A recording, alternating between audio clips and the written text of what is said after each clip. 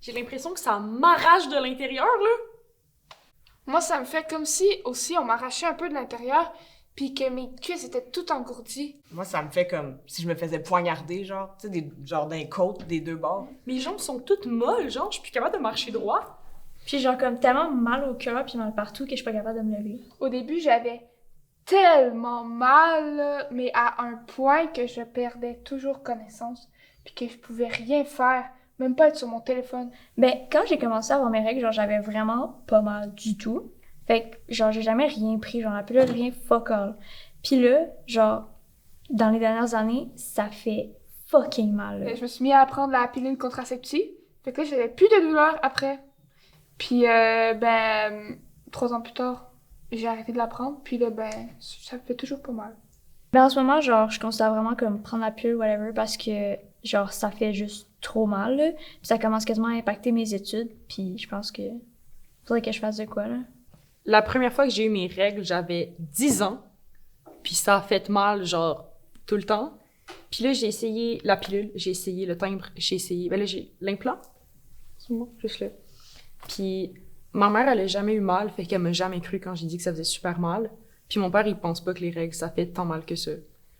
Ben, moi, je les ai eu à 13 ans, fait que c'est comme quand même tard, mais ça a toujours été super intense, mais à un niveau, genre, invivable. Ça fait mal, c'est là tout le temps.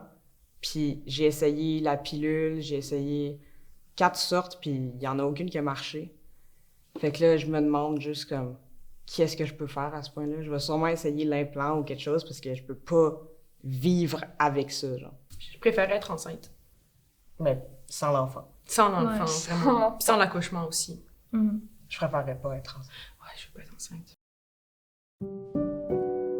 Un supplice, une punition, un châtiment divin, que nous devons subir pour repentir l'erreur de Ève et de Pandore.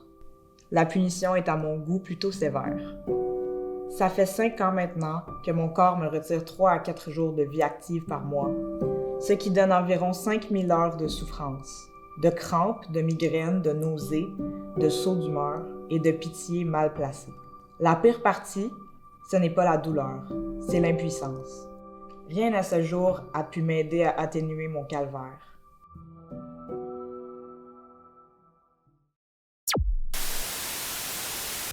I am woman, hear me roar, in numbers too big to ignore. Special days should never be trusted to anything less. Tampax, celebrating 50 years of trusted protection. Allô, je me présente Dominique Bourassa, je suis médecin de famille, je travaille à la clinique de planification des naissances depuis bientôt 30 ans. Est-ce que j'ai vraiment entendu parler de menstruation dans ma formation? Moi, ça fait longtemps, hein? Je peux espérer que ça s'est amélioré depuis ce temps-là. Mais on en a parlé un peu, mais pas tant que ça. T'sais, on a dû parler de douleurs menstruelles. Est-ce qu'il y a plus de 30 ans, on parlait d'endométriose? J'ai pas de grands souvenirs. Je n'ai plus entendu parler dans des formations après, là, dans des colloques axés sur la santé des femmes et tout ça. Pour expliquer l'endométriose, je vais vous expliquer un petit peu c'est quoi l'endomètre. OK? Donc, ça, c'est un appareil génital féminin. Fait qu'on a l'utérus. La petite couche ici qui est un petit peu rose pâle, l'endomètre. C'est cette couche-là qu'à chaque mois, on épaissit au cas où qu'on sera enceinte. Ça fait un nid pour s'implanter. Puis si on n'est pas enceinte à la fin du mois, on décape. Fait que quand on décape cette couche-là, c'est ça qui crée les menstruations. L'endométriose, c'est que ces femmes-là qui souffrent d'endométriose, au lieu de juste décaper leur endomètre vers le bas, c'est comme si ça pouvait passer par les trompes et aller dans le pelvis, okay, dans la cavité pelvienne, ce qui n'est pas supposé d'être là. Fait que quand ça va faire ça, ce que ça peut faire, c'est... Ça, c'est comme... On regarderait avec une caméra dans le pelvis, on verrait l'utérus, les trompes, les ovaires, que c'est cute. Mais s'il y a de l'endométriose, bien, ça peut faire des petits implants d'endométriose, qui sont des petits points. Et ça peut faire aussi, à un moment donné, des adhérences. Fait que des petits points d'endométriose et de plus en plus d'adhérences. Fait que tu as le stade 1, 2, 3, 4.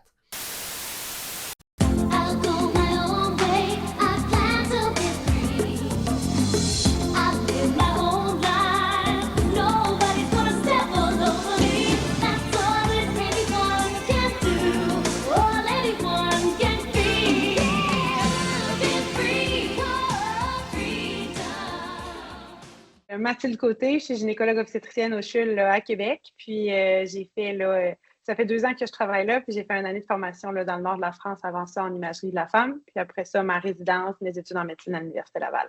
Fait que le diagnostic de l'endométriose, le problème, c'est que c'est vraiment un défi parce que ça peut avoir vraiment plein de visages. Puis en plus, malheureusement, là, il y a en moyenne 7 à 10 ans d'errance, là, fait que de rendez-vous, puis d'examens, puis tout ça avant d'obtenir un diagnostic là, au Canada. Fait que oui, la pilule contraceptive, c'est souvent notre premier traitement toilé pour une patiente qui n'aurait pas des contre-indications. Là, il y a des raisons médicales pour lesquelles on ne peut pas la prendre, mais mettons qu'on n'en a pas.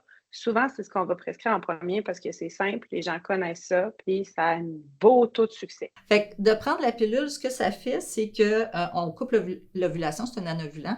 La couche de l'endomètre va devenir plus mince. Fait que c'est pour ça que les filles sont moins menstruées, pas parce qu'ils gardent tout en dedans, c'est parce qu'ils en ont moins à décaper, parce qu'on a moins épaissi la couche à l'intérieur de l'utérus.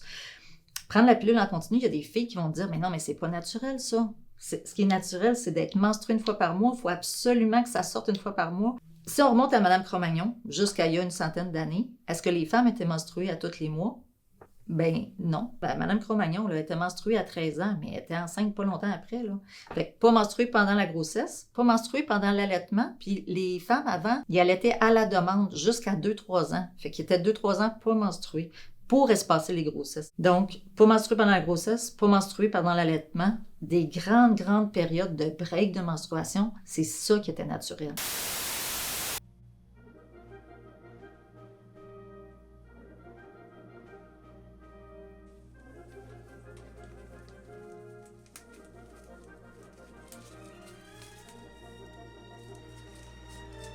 Respiration sifflante, baisse de la pression sanguine, mal de cœur et vomissements, urticaire ou éruption cutanée, enflure du visage, des lèvres, de la langue ou de la gorge, jaunissement de la peau ou des yeux, souvent accompagné de fièvre, de fatigue, d'une perte d'appétit, d'urine de couleur foncée ou de sel, de couleur claire, embolisme pulmonaire, trouble sans indigestion, infection de la poignée à l'épaule, avec vomissements ou essoufflement, AVC, de soufflement, battement de cœur rapide, irritabilité du col de l'utérus, cancer du foie, cancer du sein.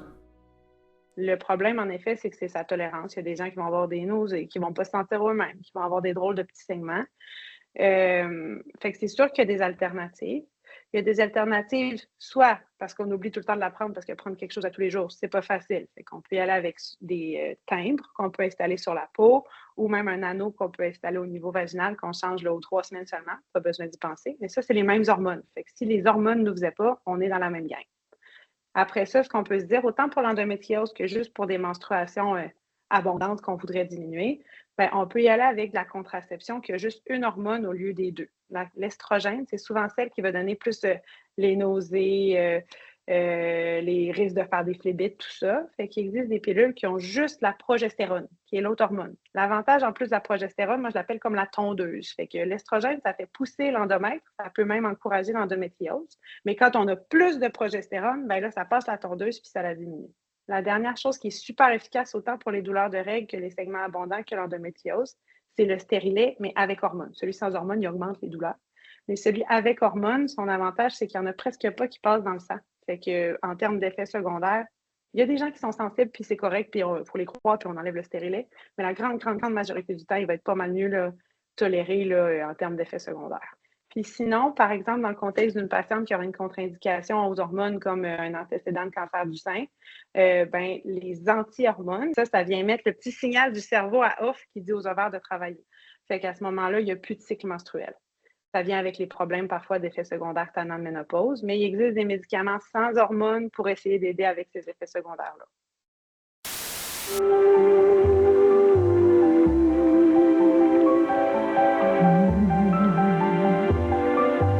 Le protège dessous Carefree pratique pour une douce sensation de fraîcheur au quotidien. Les nouvelles serviettes et tampons toujours mousse flexible de Luxe 3000 sont 14 fois plus absorbantes que la marque générique. Jusqu'à 0 fuite, presque sans risque d'infection et ne contenant que quelques milligrammes de métaux lourds. Nos produits offrent un confort optimal et vous permettra de pratiquer une multitude d'activités du quotidien, comme le saut à la perche, l'équitation ou même la danse orientale. Choisissez toujours mousse flexible de Luxe 3000. Ouais, dans les 10 dernières années, là, ça s'est quand même beaucoup amélioré. Même tout récemment, là, je pense que c'est l'an dernier, la Société canadienne de gynécologie a sorti là, toute une directive sur comment bien prendre en charge la douleur menstruelle. Puis a sorti, ou va sortir la semaine prochaine, je pense, toute une directive sur justement le diagnostic, la prise en charge, le traitement de l'endométriose. Fait que, tu sais, c'est vraiment un sujet là, qui a beaucoup de focus en ce moment, notamment parce que je pense que ça en a manqué auparavant. Ils ont fait une étude en France, puis il y a moins de 25% des médecins de première ligne français qui trouvaient qu'ils en savaient assez sur l'endométriose pour être capable de s'occuper de quelqu'un qui a une plainte comme ça. Puis au Canada, il y a presque 50% des gynécologues qui trouvaient qu'ils n'étaient pas capables de faire la chirurgie qu'il faudrait si jamais on se rend à la chirurgie pour l'endométriose, là, pour bien s'en occuper. Fait que c'est sûr que je pense que la formation est toujours à la remorque de la recherche.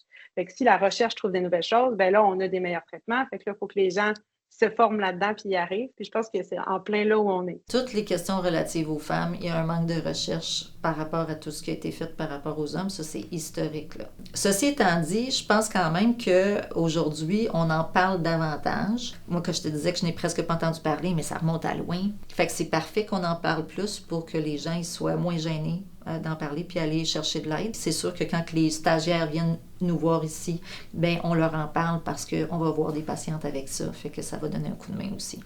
Je pense que la santé de la femme en général, ça va vraiment s'améliorer dans les prochaines années, en tout cas, j'espère. Mais en endométriose, je pense que la voie de l'avenir, c'est de sensibiliser que c'est pas normal d'avoir mal comme ça durant nos règles. On devrait pas manquer d'école, on devrait pas manquer de travail. On n'est pas nécessairement mourant, là, mais on peut aider. Puis après ça, ben, c'est de défendre nos propres droits auprès même si un médecin ne veut pas nous écouter, ben, on insiste en disant, mais je pense pas que c'est normal. Puis de petit à petit, je pense qu'on va se rendre de plus en plus à des gens qui savent quoi faire quand quelqu'un vient nous rencontrer pour des problèmes féminins. I am woman.